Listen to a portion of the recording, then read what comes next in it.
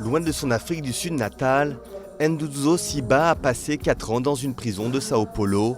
Enfermé pour trafic de cocaïne, Nduduzo chante aujourd'hui pour défendre les droits des détenues étrangères en liberté conditionnelle comme elle. Pour de nombreuses ex-détenues, la sortie de prison peut s'avérer très difficile.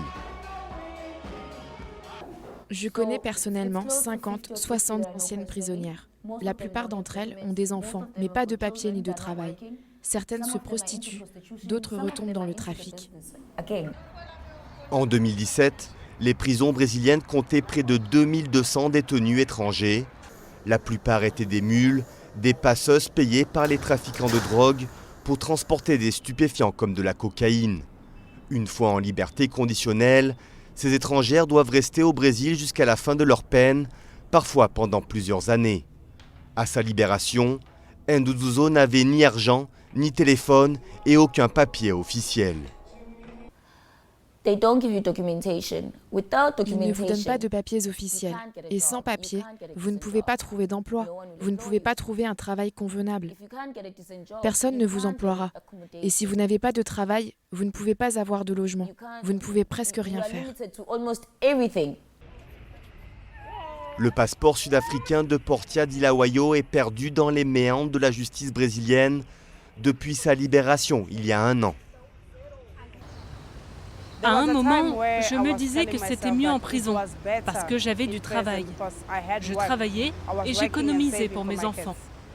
Faute de solution stable, certaines ex-détenues replongent dans la délinquance.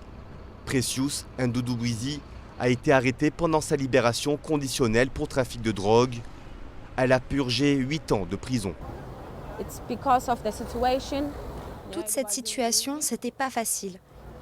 Il n'y avait aucun moyen de survivre, alors j'ai recommencé à faire du trafic.